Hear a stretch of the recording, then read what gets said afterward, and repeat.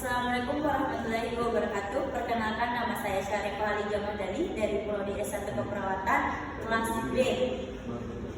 Nah, di sini yang akan saya bahas yaitu tentang mengenai apa sih itu anatomi fisiologi jantung. Nah, yang pertama saya perkenalkan ke kalian dulu yaitu gambar tentang jantung. Nah, di atas ini ada gambar jantung seperti kita ketahui bersama. Saya akan menjelaskan apa sih itu fungsi dari jantung. Nah, fungsi dari jantung itu ada dua.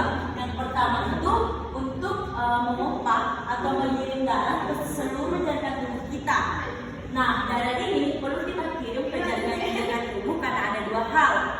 Yang pertama itu karena darah, yaitu darah itu menyediakan zat-zat yang diperlukan oleh jaringan tubuh kita untuk bertahan hidup, seperti dengan oksigen dan nutrisi. Dan adapun yang kedua yaitu kandungan darah. Apa sih itu kandungan darah? Yaitu mengangkut zat-zat buangan yang dihasilkan oleh jaringan tubuh kita agar zat tersebut dapat dieliminasi dari tubuh melalui organ ekskresi atau organ pembuangan kita. Nah, seperti ginjal dan paru-paru, jantung kita melakukan fungsi ini secara menciptakan sebuah perbedaan tekanan yang disebut dengan VIDA. Apa sih itu VIDA? Yaitu mengalir dari darah di mana tekanan tinggi ke tekanan yang lebih. Nah, ketika jantung kita itu memompa darah, dia itu akan berkontraksi, dan berkontraksi tersebut itu akan menciptakan tekanan yang tinggi pada jantung yang tinggi daripada tekanan yang ada di pembuluh darah sekitar jantung. Nah, oleh karena itu darah bisa mengalir dari jantung ke pembuluh darah, dan ketika jantung itu menerima darah dari pembuluh darah, rongga jantung berfungsi untuk menerima darah memiliki tekanan yang lebih rendah dibandingkan pembuluh darah yang mengirim darah, sehingga darah dapat mengalir masuk ke dalam jantung. Nah, seluruh pembuluh darah yang mengirim darah ke arah jantung kita sebut sebagai vena, dan sebaliknya seluruh pembuluh darah yang mengirim darah menjauh jantung kita sebut sebagai arteri. Karena fungsi dari arteria tadi adalah sebagai penerima darah, bukan sebagai pemompa. Maka adapun atur hamparan kita yaitu untuk menerima yang dulu kita sebut sebagai darah kotor. Nah, darah kotor itu kaya dengan karbon dioksida dan miskin oksigen. Nah, darah ini kaya dengan karbon dioksida karena merupakan darah yang baru saja keliling ke seluruh pembuluh darah tubuh kita kecuali ke daerah paru-paru. Dan kita melepas oksigen untuk sel-sel tubuh kita, dan dia juga menerima karbon dioksida hasil metabolisme sel-sel yang hasil dari tubuh kita. Oke. Adapun atrium kiri itu menerima yang dulu kita sebut sebagai darah bersih, yaitu darah yang kaya oksigen dan miskin karbon dioksida. Darah ini bersih baru saja berjalan ke daerah paru-paru, dan di paru-paru menerima oksigen dari nerve vagus dan membuang karbon dioksida yang baru saja diangkut. Nah, kita ke bagian ventrikel. Apa saja sih itu ventrikel fungsinya? Nah, mari kita bahas, yaitu merupakan rongga jantung yang letaknya itu lebih inferior atau lebih di bawah. Ventrikel ini disebut dengan moving chamber atau dimaksud dengan rongga pemompa.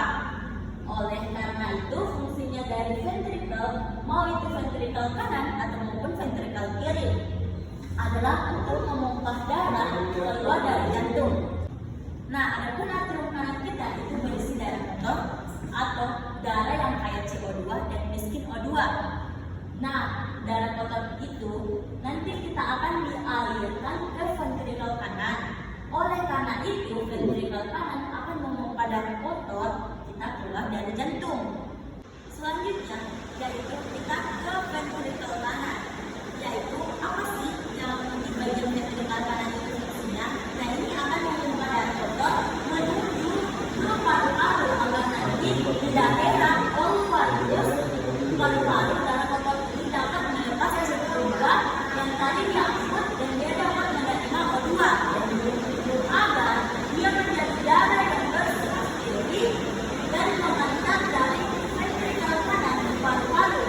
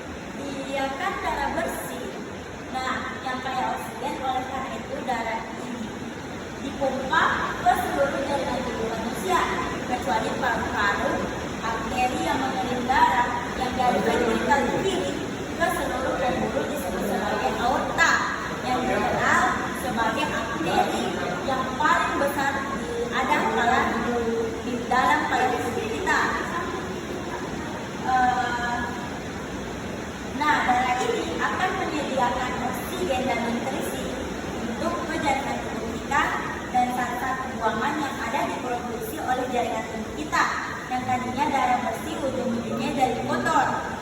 Darah yang kotor tadi itu kemana ya?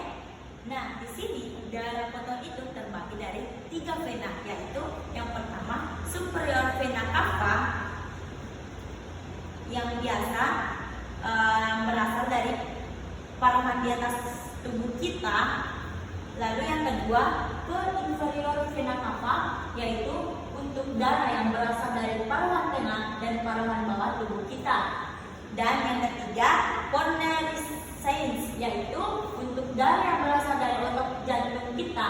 Rute sirkulasi darah yang berasal dari ventrikel kiri lalu lanjut ke seluruh jaringan tubuh manusia kecuali paru-paru dan kembali lagi ke atrium kanan kita. Itu disebut dengan desystem collection systematic, yang artinya rute yang melalui seluruh jaringan tubuh kecuali ke paru-paru.